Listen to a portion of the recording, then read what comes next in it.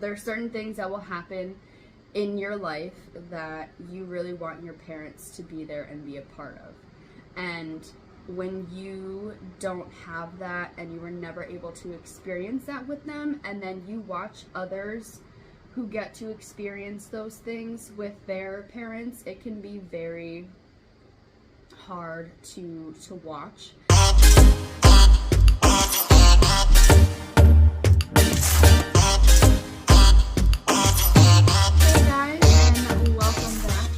Mindset Talks podcast. It's your girl Cassie here, and yes, as you obviously notice, my lovely co-host Amanda is still not yet joining me, but I promise you she is coming back and she will be here with you guys.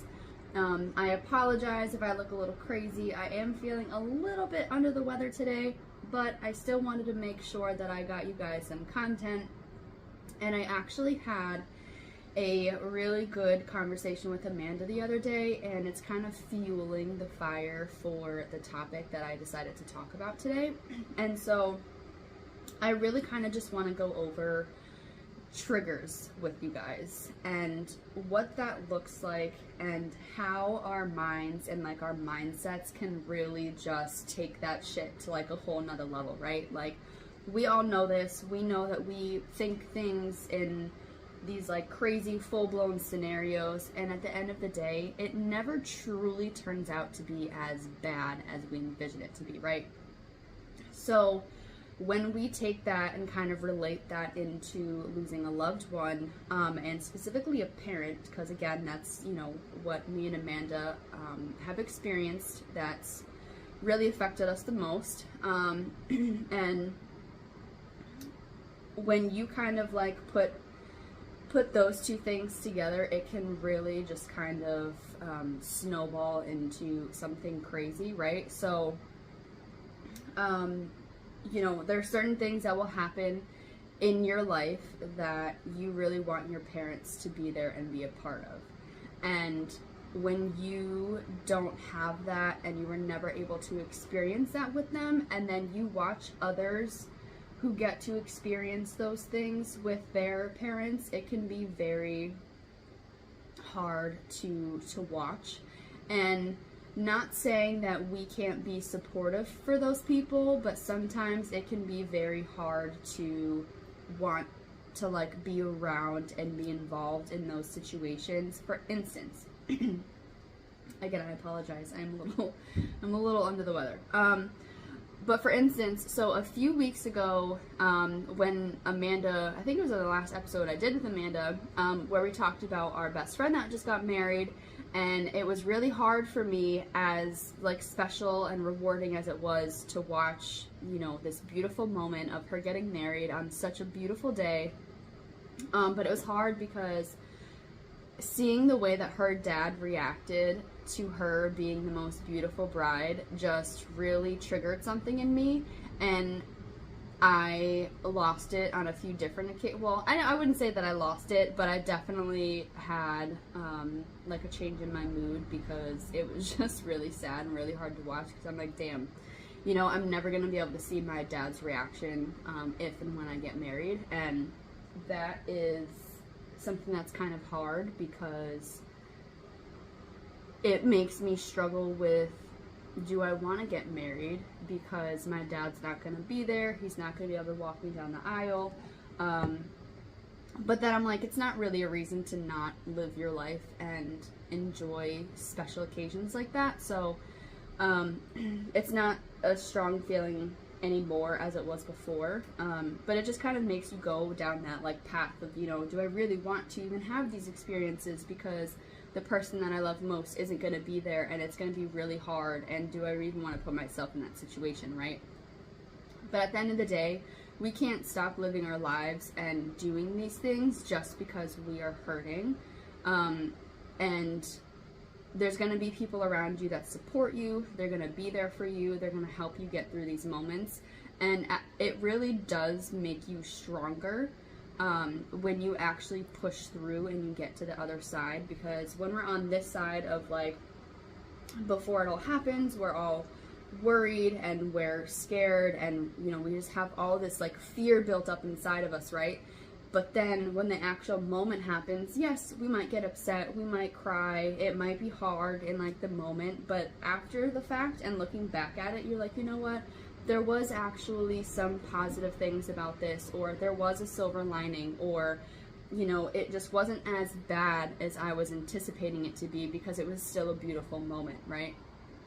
So all those things are definitely going to happen. They're going to be really heavy on your mind, and as long as you're able to communicate that to people, I think that it will help you in the long run, instead of really just keeping it in. And yes, that is something that I'm learning on doing.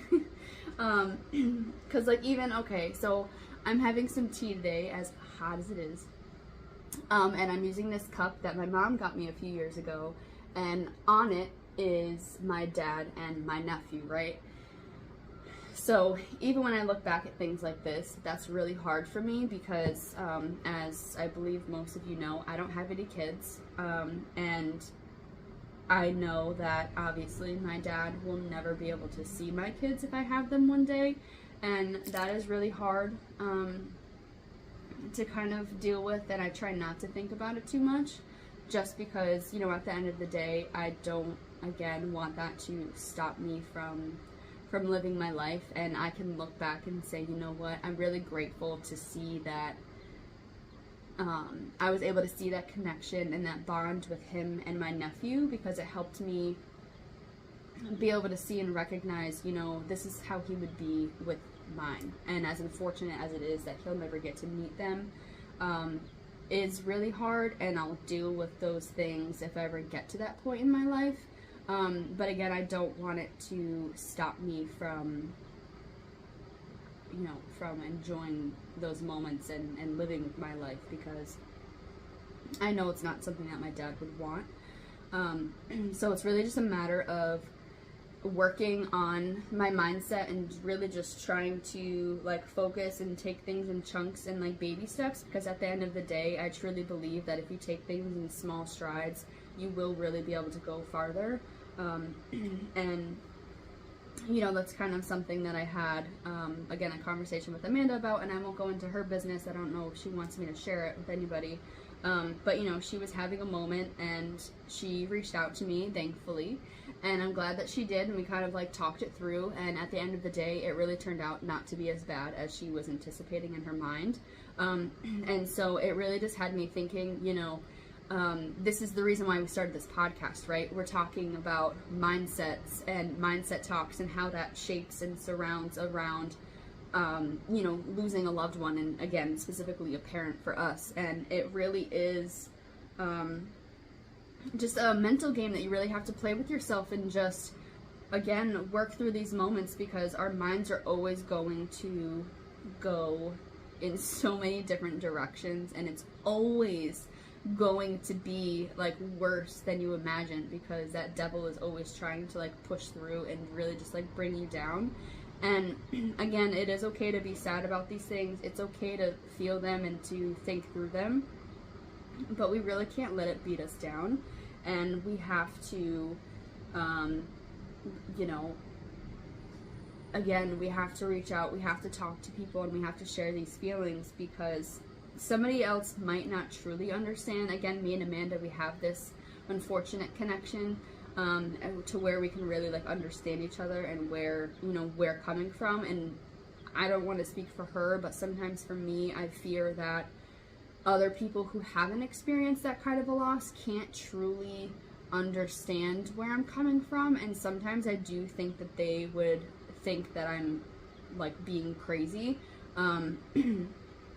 just because they don't really understand. They'd be like, what do you, like, you're just going to, you know, I'm gonna keep using my friend's wedding, for example. Like, you're just going to, like, your friend's wedding. Like, that has nothing to do with you. Like, you know, you can't think of all these crazy situations and stuff in your head and get upset about it, because, you know, you need to be there for her and support her and stuff like that. And, you know, whereas, like, somebody else would be like, you know, I totally understand where you're coming from. Just, you know, allow yourself to, you know, go through that process, but at the end of the day, you will be okay, right? That's just my thought. I mean, not everyone's gonna be like that. Some people are definitely more understanding than others, and there's so many different kinds of situations that just like occur and trigger you, and you're just like, well, damn. Like, so I was looking at something the other day, right? And it was actually like a different apartment to move to, and it was on Penny Lane. And I was like, oh. I was like, well, what are the odds of that? I was like, can you imagine if like I actually lived on that? And the person was like, what do you mean? Like, does that mean something? And I'm like, yeah, Penny Lane, like the Beatles. Hello, my dad, the Beatles, Penny Lane. Yeah, you get it? Yeah, right? And then like, no, they're like, not everybody knows like what that is. And I'm like, I'm pretty sure everybody does. So I would like to hear if you guys already knew what I was getting at when I said Penny Lane. Because if you don't, then I don't know, because that's a pretty popular song for the Beatles. But that's where my mind went, right? And everybody else just kind of like what are you talking about? Like, why would that be like weird or significant or whatever? And I'm like, oh, well, that's just where my mind goes. And it might not have gone that way before, you know, I lost my dad, but after, it's like little things like that I'm just kind of like, oh, like maybe am I meant to like live on Penny Lane? Is there some like weird cosmic thing going on here of like why that's, see? And I won't even get into it because I just start sounding crazy, but that's where I think your mind kind of goes with these things. It's just like the smallest things, and your mind just keeps like going and going and going. And then sometimes if you say it out loud, or if you really just like stop to think about it before you truly get too overwhelmed, you're like, whoa, wait a minute. Let me reel this back for a second, really think this through, and then decide if it's something to like get upset about or, you know, worry myself over, or, you know, whatever the case. I'm really just trying to help you guys, one, see these things, recognize you're having these thoughts.